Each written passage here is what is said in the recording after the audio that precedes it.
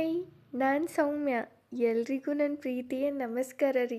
ಹಾಗೆ ಎಲ್ರಿಗೂ ನನ್ನ ಚಾನೆಲ್ಗೆ ಪ್ರೀತಿಯ ಸ್ವಾಗತ.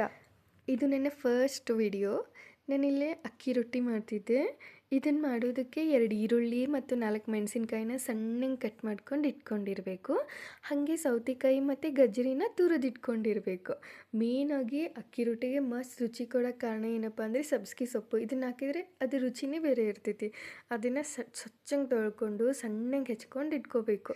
ಇವಾಗ ಒಂದು ಕಡಾಯಿ ತೊಗೊಂಡು ಅದಕ್ಕೆ ಏನೇನು ಹೆಚ್ಕೊಂಡಿರ್ತೀವಲ್ಲ ಅದನ್ನೆಲ್ಲ ಹಾಕ್ಕೊಂಡು ಇಟ್ಕೋಬೇಕು. ಒಂಚೂರು ಅಜ್ವಾನನ ಕೈಯಲ್ಲಿ ಉಜ್ಜಿ ಅದಕ್ಕೆ ಹಾಕ್ಕೋಬೇಕು. ಜೀರಿಗೆನ 1 ಸ್ಪೂನ್ ಹಾಕ್ಕೋಬೇಕು. ಇನ್ನು ಉಪ್ಪು ಮಾತ್ರ ರುಚಿಗೆ ಎಷ್ಟು ಬೇಕು ಅಷ್ಟೇ ಹಾಕ್ಕೋಬೇಕು. ಅದರೊಳಗೂ ಉಪ್ಪು ಜಾಸ್ತಿ ಆದರೆ ಏನೂ ಮಾಡೋಕ್ಕೆ ಬರಲ್ಲ, ಸ್ವಲ್ಪ ಹಾಕ್ಕೊಳ್ಳಿ. ಬೇಕಂದರೆ ಆಮೇಲೆ ಟೇಸ್ಟ್ ಮಾಡಿ ಇನ್ನೊಂದು ಸ್ವಲ್ಪ ಹಾಕ್ಕೋಬೋದು.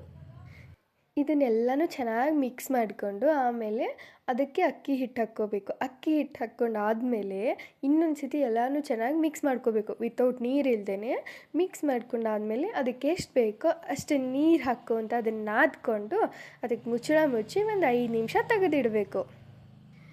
ಅಷ್ಟರೊಳಗೆ ಒಂದು ಮಣಿ ತೊಗೊಂಡಿಟ್ಕೋಬೇಕು ಮತ್ತು ಒಂದು ಕಾಟನ್ ಬಟ್ಟೆ ತೊಗೊಂಡು ಅದನ್ನು ಒದ್ದೆ ಮಾಡಿಬಿಟ್ಟು ಮಣಿ ಮೇಲೆ ಹಾಕ್ಕೋಬೇಕು.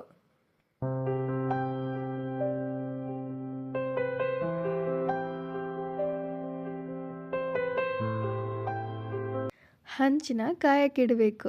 ಅದು ಕಾಯೋ ಅಷ್ಟೊತ್ತಿಗೆ ನಾವೊಂದು ಅಕ್ಕಿ ರೊಟ್ಟಿನ ತಟ್ಕೋಬೇಕು. ಆ ಒದ್ದೆ ಬಟ್ಟೆ ಮೇಲೆ ಒಂದು ಸ್ವಲ್ಪ ನೀರು ಚಿಮ್ಕಿಸಿ 1 ಮುಟ್ಟಿಗೆಯಷ್ಟು ಅಕ್ಕಿ ಹಿಟ್ಟನ್ನ ತಗೊಂಡು ಆ ಒದ್ದೆ ಬಟ್ಟೆ ಮೇಲೆ ಹಾಕಿ ಚೆನ್ನಾಗಿ ತಟ್ಟಬೇಕು ತೆಳ್ಳಗೆ.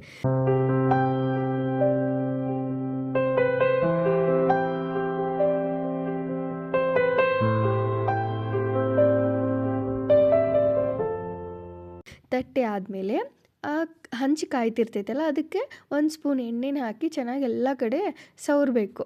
ಸವರಾದ್ಮೇಲೆ ಆ ಅಕ್ಕಿ ರೊಟ್ಟಿ ಏನು ತಟ್ಟಿರ್ತೇವಲ್ಲ ಅದನ್ನು ಆ ಹಂಚು ಮೇಲೆ ಹಾಕಬೇಕು.